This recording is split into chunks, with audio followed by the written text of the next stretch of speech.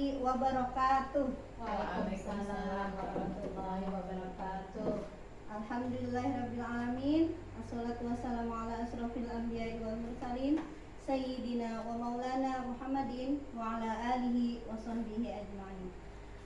Puji syukur pada hari ini di ruang kelas kelompok B kita bersama-sama berkumpul dalam acara diseminasi budaya positif modul 1.4 oleh saya Nurhayati CGP angkatan 8 dari Kabupaten Hulu Sungai Selatan.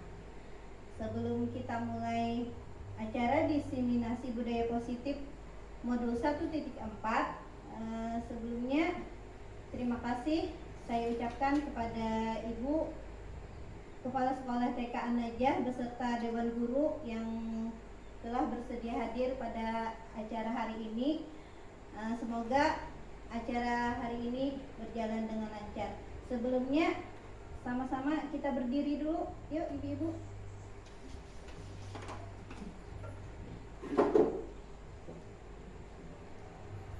Kita ice breaking dulu. Masih ingat lagu yel-yel kita? Kemana tiap pagi-pagi. Siap ya? 1, 2, 3.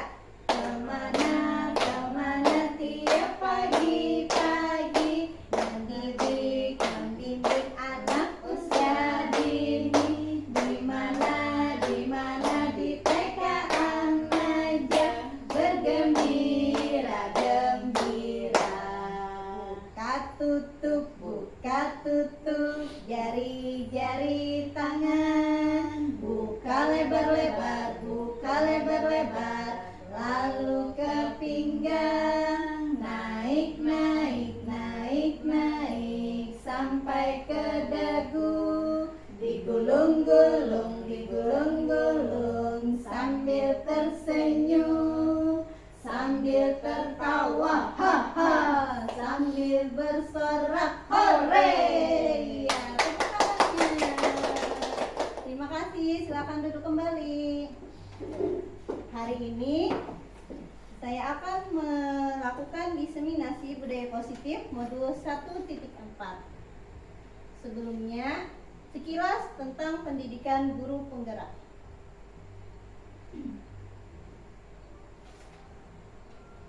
Apa yang dimaksud dengan pendidikan guru penggerak?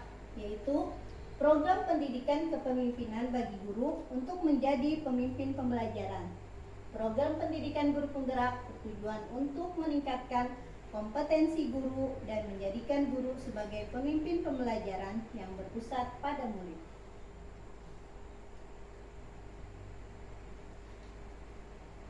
Seperti yang kita ketahui bersama bahwa dalam pendidikan guru penggerak, proses pembelajarannya itu berlangsung selama 310 jam pelajaran dalam waktu 6 bulan. Terdiri dari kegiatan daring bersama fasilitator dan instruktur dengan mengakses LMS atau Learning Management System pada aplikasi SIM PKB Guru Penggerak.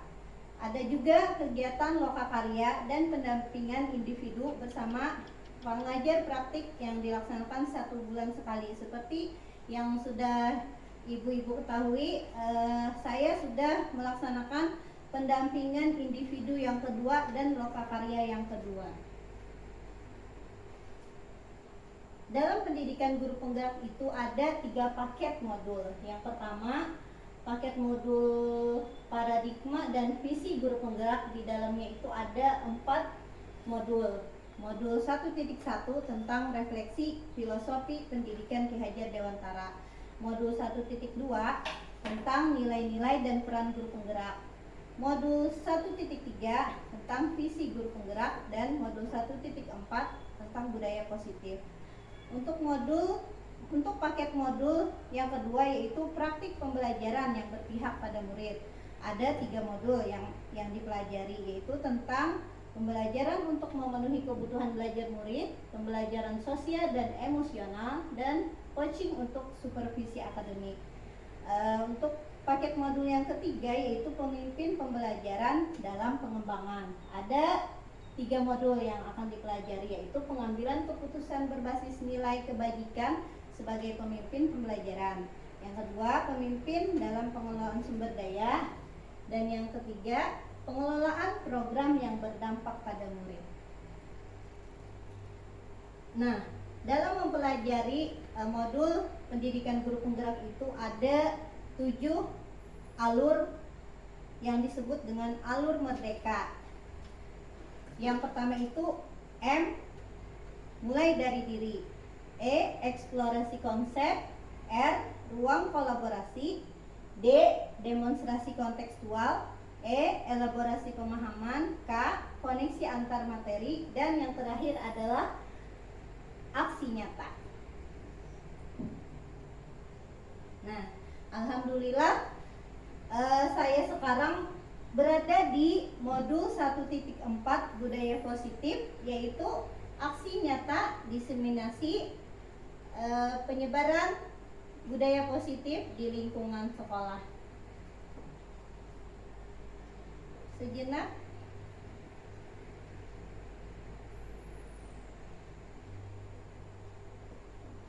Mari kita berefleksi.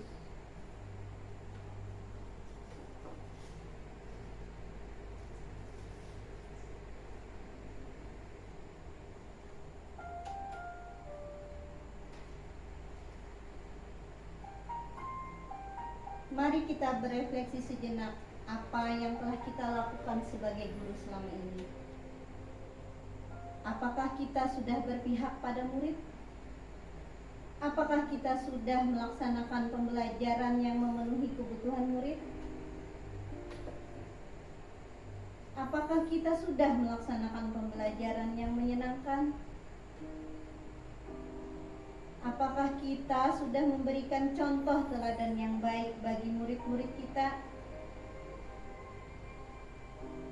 Apakah kita sudah memberi kebebasan dan kemerdekaan bagi murid-murid kita?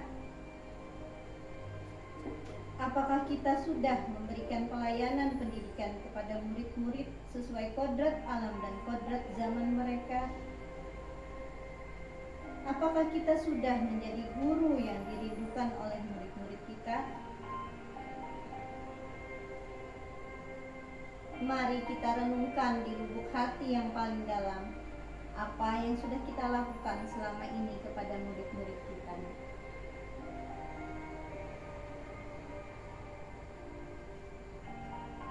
Sejenak kita renungkan apa yang sudah kita perbuat terhadap murid-murid kita.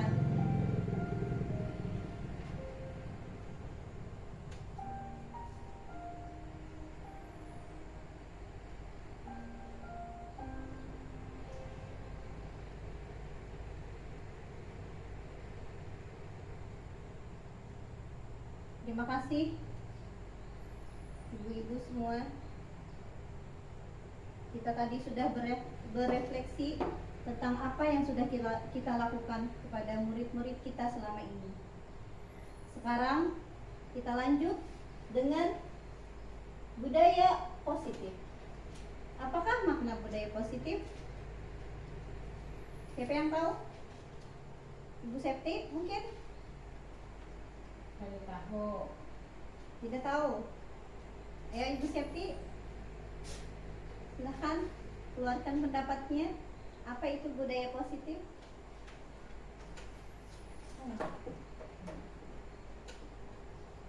Kurang tahu. Ya, sekarang mari kita bahas apa itu budaya positif. Apa contoh budaya positif yang telah kita terapkan di sekolah?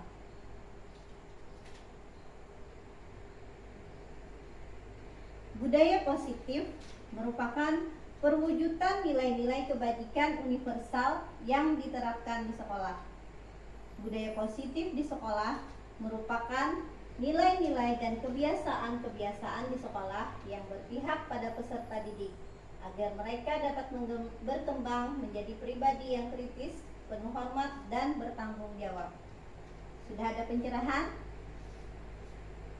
Sekarang saya mau tanya, menurut ibu-ibu apa saja contoh budaya positif yang sudah kita terapkan di sekolah kita?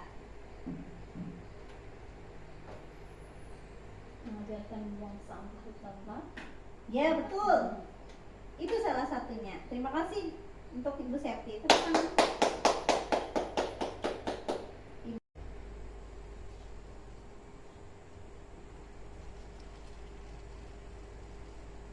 Konsep inti budaya positif ada 7 macam, yaitu disiplin positif dan nilai kebajikan universal, perubahan paradigma belajar, kebutuhan dasar, posisi kontrol guru, motivasi perilaku manusia, keyakinan kelas, dan segitiga restitusi.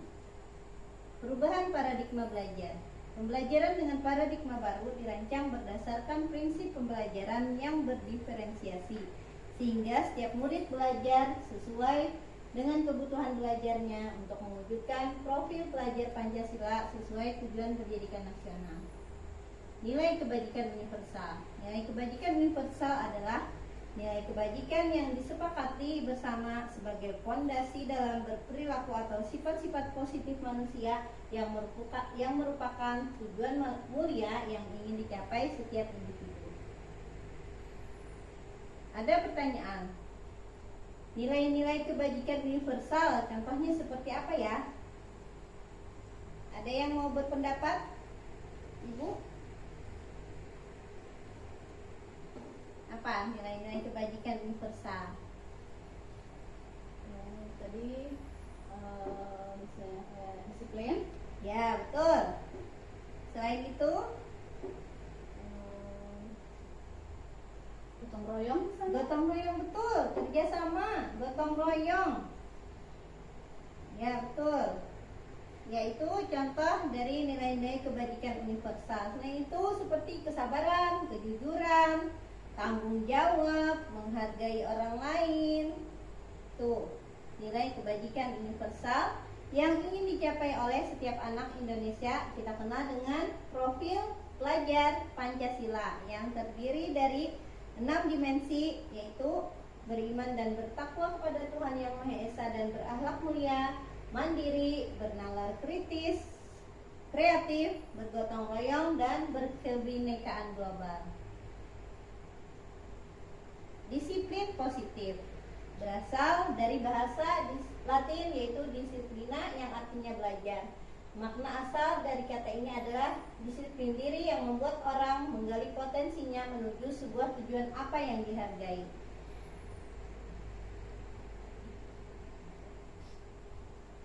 Disiplin positif yaitu disiplin diri adalah bagaimana cara kita mengontrol diri untuk memilih tindakan yang mengacu pada nilai-nilai yang kita hargai agar tujuan mulia yang diinginkan dapat tercapai.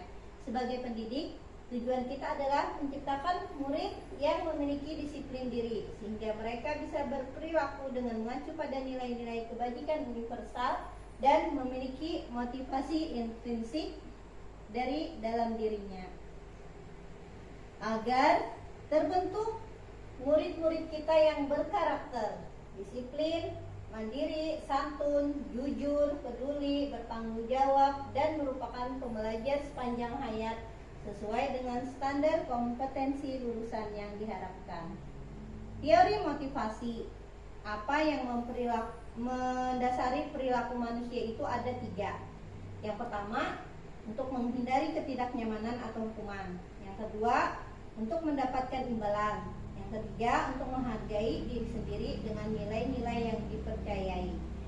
Yang kita harapkan dari murid-murid kita adalah yang motivasi internal, yaitu untuk menghargai diri sendiri dengan nilai-nilai yang dipercayai. Keyakinan kelas. Guru berperan dalam mewujudkan terbentuknya keyakinan kelas dengan adanya kesepakatan antara guru dan murid. Keyakinan kelas itu berupa pernyataan nilai-nilai kebajikan universal yang mudah diingat, dipahami, dan harus diterapkan agar tercipta lingkungan kelas yang positif, aman, dan nyaman.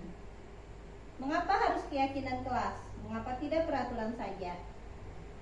Ibu-ibu ada yang mau berpendapat? Mengapa harus keyakinan kelas?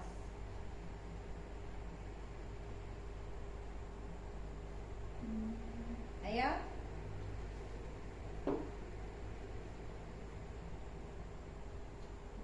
Keyakinan kelas itu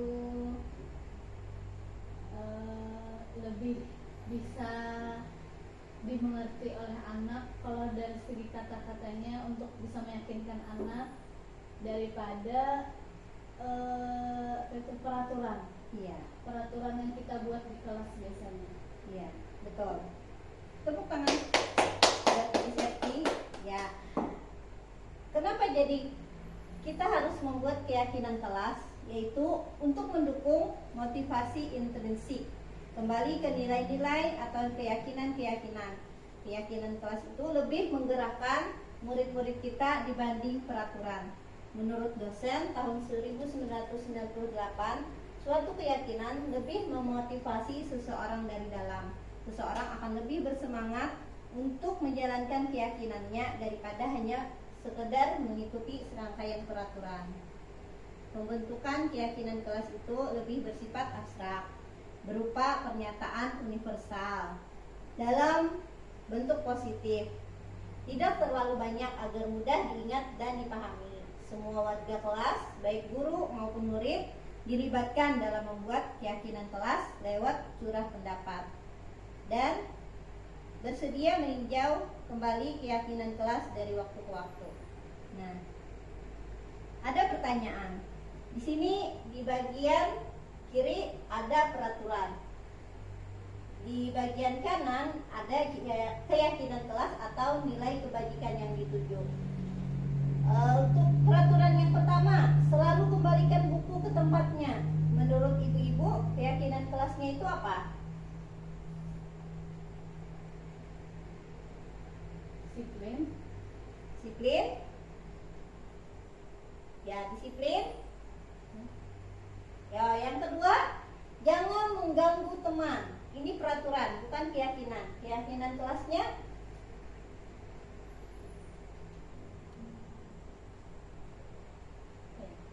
apa ya? Keyakinan kelasnya jangan mengganggu teman. Keyakinan kelasnya bisa menghargai teman atau menghargai orang lain. Dilarang melakukan kekerasan. Keyakinan kelasnya bisa apa, Ibu Septi?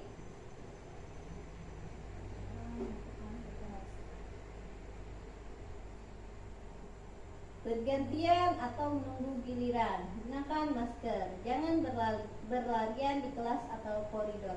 Kita lihat jawabannya. Nah, ini jawabannya. Selalu kembalikan buku ke tempatnya, itu keyakinan kelasnya tanggung jawab. Jangan mengganggu teman. Keyakinan kelasnya menghormati orang lain dan diri sendiri. Dilarang melakukan kekerasan. Keyakinan kelasnya bisa keselamatan, menghormati orang lain. Bergantian atau menunggu giliran, itu menghormati orang lain, kesabaran. Gunakan masker, kesehatan, keselamatan. Jangan berlarian di kelas atau koridor, itu keselamatan, keamanan. Itu keyakinan kelasnya atau nilai kebajikan yang dituju. Sekarang kita lanjut ke kebutuhan dasar manusia. Sebagai pendidik, kita harus memahami 5 kebutuhan dasar manusia yang mempengaruhi perilaku murid-murid kita di sekolah. Penyebab murid melakukan suatu perilaku yang menyimpang atau negatif adalah karena tidak terpenuhinya kebutuhan dasar mereka tersebut. Sekarang ada kasus. Ibu Desi, guru kelompok B, sedang bingung menghadapi ulah satu murid di kelasnya bernama Doni. Beberapa anak menyampaikan bahwa Doni sering meminta bekal makan mereka dengan paksa. Jika Anda menghadapi situasi seperti Ibu Desi, apa yang akan Anda lakukan? Menurut Anda, apa kira-kira alasan Doni berbuat seperti itu? Nah, dalam konteks penerapan disiplin positif, Ibu Desi sebaiknya mencari tahu alasan Doni melakukan itu, untuk mengetahui kebutuhan mana yang sedang berusaha dipenuhi Doni. Apabila jawabannya karena ia lapar dan orang tuanya tidak membawakan bekal makan, kebutuhannya adalah di antara yang 5 tadi: bertahan hidup, rasa diterima dan kasih sayang, penguasaan, kebebasan, kesenangan. Menurut ibu-ibu, bila jawabannya karena lapar dan orang tuanya tidak membawakan bekal makan, kebutuhannya adalah hidup. ya betul, bertahan hidup. Nah, karena ia lapar jawabannya.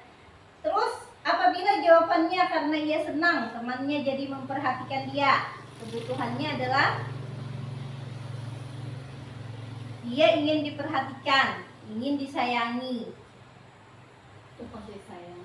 Iya, berarti kebutuhan merasa diterima atau kebutuhan akan kasih sayang.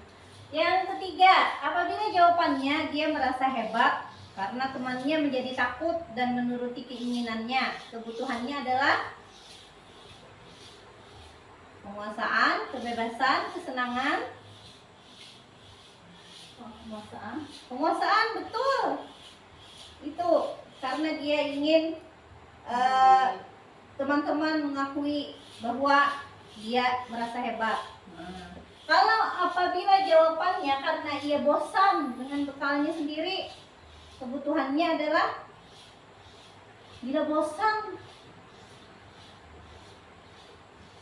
dia bosan dengan bekalnya sendiri, berarti kebutuhannya yaitu kebebasan. Terus apabila jawabannya karena iseng saja dan dia senang melihat temannya kesal, kebutuhannya adalah pasti yang terakhir yaitu kesenangan. Nah, selanjutnya kita akan bahas posisi kontrol guru. Ada 5 posisi kontrol guru menurut Dian Gosen. Yang pertama, penghukum. Yang kedua, pembuat rasa bersalah. Yang ketiga, sebagai teman. Yang keempat, pemantau. Yang kelima, manajer. Kita bahas satu persatu. Posisi guru yang pertama yaitu penghukum. Penghukum bisa menggunakan hukuman fisik maupun verbal. Nada suaranya tinggi, bahasa tubuh melotot, jari-jari menunjuk, dan menghardik. Contohnya, terlambat lagi, pasti terlambat lagi, selalu datang terlambat. Patuhi aturan saya, kamu selalu yang salah. Tuh, contohnya perkataan guru yang berada di posisi penghukum. Yang kedua, pembuat rasa bersalah. Pada posisi ini, guru membuat murid merasa tidak nyaman, bersalah, atau rendah diri. Murid akan memiliki penilaian diri yang buruk tentang dirinya, merasa tidak berharga. Contohnya, ibu sangat kecewa sekali denganmu. Berapa kali ibu harus memberitahu kamu? Itu contoh dari posisi guru membuat merasa bersalah. Selanjutnya, posisi yang ketiga yaitu sebagai teman. Pada posisi ini, guru tidak menyakiti murid, namun tetap mengontrol murid melalui persuasi dengan menjalin hubungan baik antara guru dan murid. Contohnya, ayo bantulah demi ibu ya. Ya sudah, kali ini tidak apa-apa, nanti ibu bereskan. Selanjutnya, posisi pemantau. Pada posisi ini, guru membuat murid merasa tidak nyaman, bersalah, atau merendah diri. Murid akan memiliki penilaian diri yang buruk tentang dirinya, merasa tidak berharga. Contohnya, ibu sangat kecewa sekali denganmu. Berapa kali ibu harus memberitahu kamu ya? Nah, itu contoh dari posisi pemantau.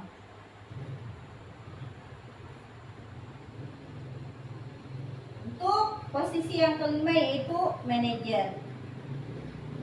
Posisi di mana guru berbuat sesuatu bersama dengan murid. Mempersilahkan murid mempertanggungjawabkan perilakunya, mendukung murid agar dapat menemukan solusi atas permasalahannya sendiri. Pada posisi manajer ini, guru akan mengembalikan tanggung jawab pada murid untuk mencari jalan keluar permasalahannya, tentunya dengan bimbingan guru. Contohnya, apa yang kita yakini? Apakah kamu meyakininya? Jika kamu meyakininya, apakah kamu bersedia memperbaikinya? Nah, itu contoh perkataan guru di posisi manajer. Nah, ini contohnya. Ciri-cirinya dari 5 posisi kontrol tersebut, yaitu penghukum. Guru berbuat menghardik, menyakiti, menyindir. Kalau perkataannya, kalau kamu tidak melakukan, awas ya. Nah, seperti itu contohnya guru yang berposisi penghukum. Hasilnya, anak memberontak, menyalahkan orang lain, bisa berbohong. Kalau pembuat rasa bersalah, itu guru berbuat berceramah dan mengatakan, ibu kecewa sekali. Guru berkata, ibu kecewa denganmu, ibu lelah sekali mengatakannya. Hasilnya, menyembunyikan, menyangkal, berbohong. Kalau di posisi sebagai teman, itu perbuatan guru membuatkan alasan untuk muridnya. Perkataannya misalnya, ayolah lakukan demi ibu. Hasilnya murid menjadi ketergantungan dengan kita. Kalau pemantau itu menghitung dan mengukur sesuai dengan peraturan dan konsekuensi dari perbuatan yang dilakukan oleh murid. Guru berkata, apa peraturannya? Nah, seperti itu. Hasilnya menyesuaikan diri bila diawasi. Nah, berarti murid dari posisi kontrol guru sebagai pemantau itu, murid akan menyesuaikan diri bila diawasi. Sedangkan sebagai manajer, guru berbuat mengajukan pertanyaan-pertanyaan. Contohnya, apa yang kita yakini? Apa yang bisa kau lakukan untuk memperbaiki masalah ini? Hasilnya, murid menjadi kuat pribadinya. Nah, menguatkan pribadi murid. Nah, sekarang kita jawab pertanyaan. Di sini ada guru berkata, posisi kontrol gurunya di posisi mana? Yang pertama, ibu sangat kecewa sekali denganmu. Posisi kontrol guru sebagai, kalau ibunya mengatakan sangat kecewa sekali denganmu, posisi kontrol gurunya apa ya? Penghukumkah? Membuat rasa bersalahkah? Teman, pemantau, atau manajer? Menurut ibu-ibu apa? Kalau Rasa bersalah. iya betul, membuat rasa bersalah. Sekarang yang kedua, sanksi atau konsekuensinya apa? Guru itu mengingatkan konsekuensi dari peraturan, sanksi atau konsekuensi dari peraturan yang dilanggar oleh murid. Posisi kontrol guru itu sebagai apa? Yang berdasarkan sanksi atau peraturan. Pemantau, betul.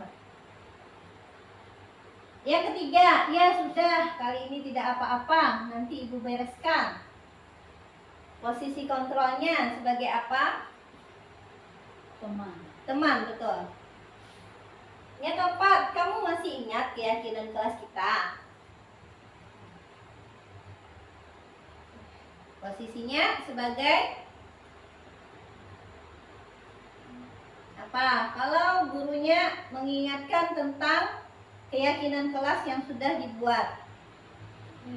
Manajer, betul. Patuhi aturan saya. Penghukum, ya betul. Tepuk tangan. Berarti ibu-ibu sudah bisa membedakan antara kelima posisi kontrol guru, yaitu penghukum, membuat rasa bersalah, teman, pemantau, dan manajer. Nah, ini dia jawabannya, betul sekali.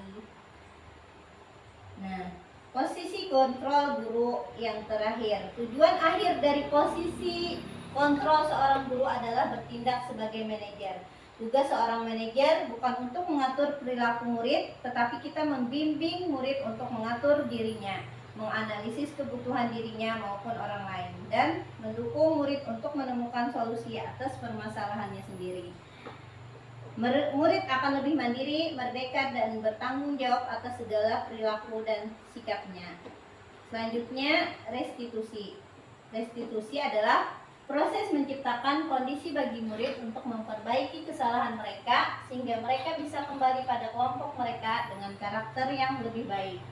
Restitusi juga merupakan proses kolaboratif yang mengajarkan murid untuk mencari solusi tentang masalah mereka dan membantu murid berpikir tentang orang seperti apa yang mereka inginkan dan bagaimana mereka harus memperlakukan orang lain. Itu menurut dosen tahun 2004. Ciri-ciri restitusi bukan untuk menebus kesalahan, namun untuk belajar dari kesalahan, memperbaiki hubungan, tawaran, bukan paksaan. Restitusi menuntun untuk melihat ke dalam diri. Restitusi mencari kebutuhan dasar yang mendasari tindakan. Restitusi diri adalah cara yang paling baik. Restitusi fokus pada karakter, bukan tindakan. Restitusi fokus pada solusi. Restitusi mengembalikan murid yang berbuat salah pada kelompoknya. Cek, berjalan dia itu. Kan kecil kada. Hah? Jalan. Iya. Ada dalam di angkanya mana? Hah? Ayo di bawah. Ya. Segitiga restitusi. Nah, ini dia segitiga restitusi. Guru yang berperan sebagai manajer tadi dari 5 kontrol guru tadi. Guru yang berperan sebagai manajer menggunakan segitiga restitusi untuk menyelesaikan masalah. Yang pertama, tahapannya yaitu menstabilkan identitas untuk membuat anak yang merasa gagal karena berbuat salah menjadi positif terhadap dirinya. Contoh perkataan guru dalam menstabilkan identitas itu, berbuat salah itu hal yang manusiawi. Setiap orang pasti pernah melakukan kesalahan. Tidak ada manusia yang sempurna. Guru juga pernah berbuat salah. Kamu bukan satu-satunya orang yang pernah melakukan ini. Ini tahap menstabilkan identitas. Yang kedua, tahap validasi tindakan yang salah. Ini membantu murid mengenali kebutuhan dasar yang ingin dipenuhinya ketika melakukan kesalahan. Pada dasarnya, setiap tindakan manusia tujuannya adalah memenuhi kebutuhan dasar. Apakah itu penguasaan, kebebasan, kasih sayang, dan rasa diterima, kesenangan, dan bertahan hidup. Contoh perkataan guru pada validasi tindakan yang salah yaitu, kamu bisa saja melakukan hal yang lebih buruk, tapi kamu tidak melakukannya kan? Kamu pasti punya alasan mengapa melakukannya. Apa yang penting bagi kamu? Maukah kamu belajar cara lain untuk mendapatkan yang kamu butuhkan? Nah, itu tadi tahap yang kedua. Sedangkan tahap yang ketiga yaitu menanyakan keyakinan. Anak melihat kesalahannya dihubungkan dengan norma sosial dan nilai-nilai yang mendasari manusia berinteraksi dengan orang lain. Contoh perkataan guru dalam tahap menanyakan keyakinan. Apa nilai yang kita percaya di kelas atau di sekolah kita? Nilai-nilai universal apa yang telah kita sepakati? Kelas yang ideal yang seperti apa sih? Kelas yang ideal itu seperti apa sih? Kamu ingin jadi anak yang seperti apa? Ketika kamu melakukan itu, kamu menjadi orang yang seperti apa? Itu tadi contoh perkataan guru di tahap yang ketiga yaitu menanyakan keyakinan. Nah, saya ingin berbagi pengalaman dalam menerapkan budaya positif di sekolah, terutama di kelas saya di kelompok B, yaitu membuat keyakinan kelas. Sini ada gambar proses pembuatan keyakinan kelas di kelompok B, yaitu guru menampilkan gambar yang mengandung nilai-nilai kebajikan dan yang tidak. Selanjutnya, guru mendiskusikan bersama murid gambar yang mengandung nilai kebajikan. Murid memilih gambar yang mengandung nilai-nilai kebajikan dan menyepakati bersama guru nilai-nilai yang menjadi keyakinan kelas. Murid bersama-sama menempel gambar yang menjadi keyakinan kelas pada kertas karton dan menghiasnya. Ini membuat keyakinan kelas, kemudian dipajang di dinding kelas. Inilah hasil curah pendapat bersama tentang keyakinan kelas B, yaitu ada 7 keyakinan kelas yang disepakati. Yang pertama, disiplin, saling menghormati, saling menyayangi, menjaga kebersihan, bertanggung jawab, saling berbagi, saling menolong, dan mandiri.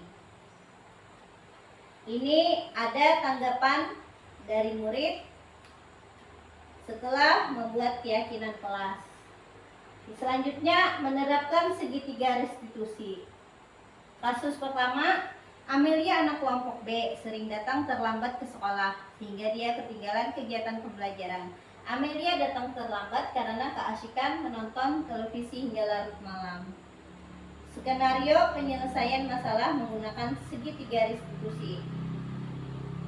Waktu itu saya menerapkan segitiga restitusi kepada Rizka Amelia yang ada di kelompok B. Nah, ini percakapan kami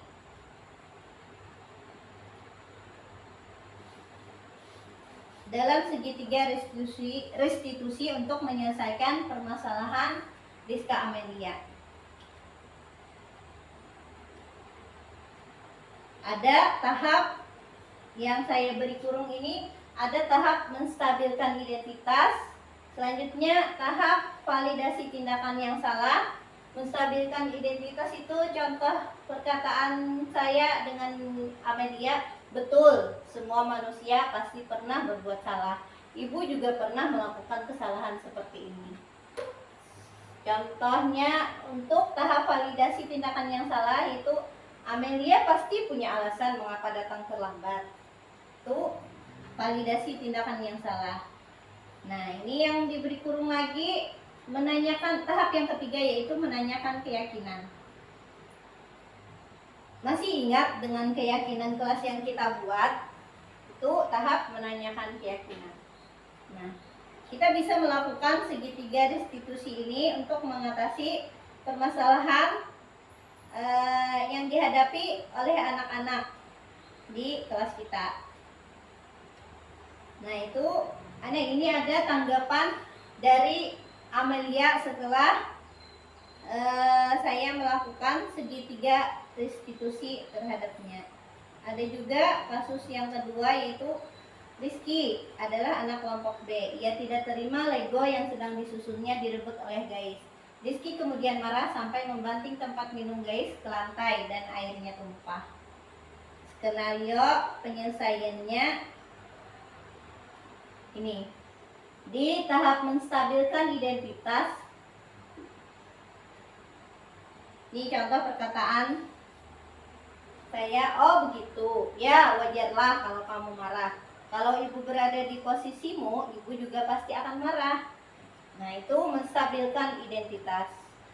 Untuk validasi tindakan yang salahnya itu, saya menanyakan kepada Rizky, kamu melakukan itu pasti ada alasannya kan? Bagaimana dia menyampaikan alasan mengapa dia melakukan tindakan seperti itu. Selanjutnya menanyakan keyakinan di tahap itu yaitu nih. Sekarang kita pikirkan tindakanmu itu apakah sesuai dengan keyakinan kelas kita. Nah, ini tahap menanyakan keyakinan. Itu tadi 3 tahap segitiga restitusi yaitu menstabilkan identitas, validasi tindakan yang salah, dan menanyakan keyakinan. Pengalaman dan pembelajaran yang didapat dari penerapan budaya positif. Modul ini memberikan pemahaman tentang budaya positif dengan konsep-konsep intinya seperti yang sudah kita bahas tadi. Apa ibu-ibu konsep inti budaya positif? Disiplin positif, betul. Motivasi perilaku manusia. Keyakinan kelas, betul. Kebutuhan dasar manusia. Posisi kontrol guru. Segitiga restitusi. Ya, segitiga restitusi. Saya sebagai pendidik, kita sebagai pendidik, bukan hanya saya, kita sebagai pendidik harus mengetahui 5 kebutuhan dasar manusia yang mempengaruhi perilaku murid kita di sekolah. Bentuk penyimpangan yang dilakukan oleh murid harus kita selesaikan dengan segitiga restitusi, dengan Tahap menstabilkan identitas, validasi tindakan yang salah, dan menanyakan keyakinan, sehingga mampu merubah murid ke arah yang baik dan bertanggung jawab. Penerapan segitiga restitusi menjadi kunci dalam pemecahan permasalahan yang berkaitan dengan keyakinan kelas. Semua konsep-konsep inti budaya positif tersebut harus diresapi dan dilaksanakan, serta diwujudkan dalam tindakan, kemudian dibagikan kepada rekan sejawat di sekolah. Nah, inilah yang saya lakukan, yaitu membagikan pengalaman saya dalam menerapkan konsep inti budaya positif terutama di kelas, yaitu dengan membuat keyakinan kelas dan memecahkan permasalahan anak dengan segitiga restitusi. Semoga kita bersama bisa menerapkan budaya positif di sekolah kita.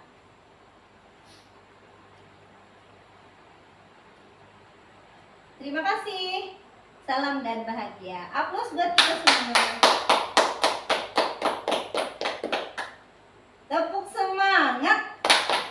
Semangat.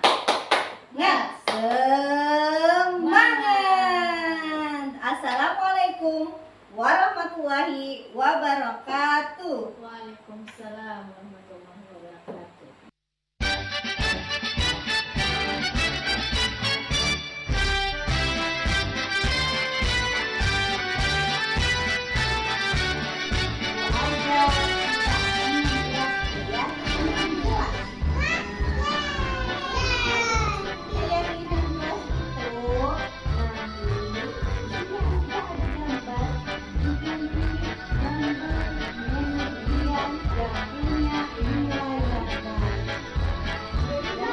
Membedakan nilai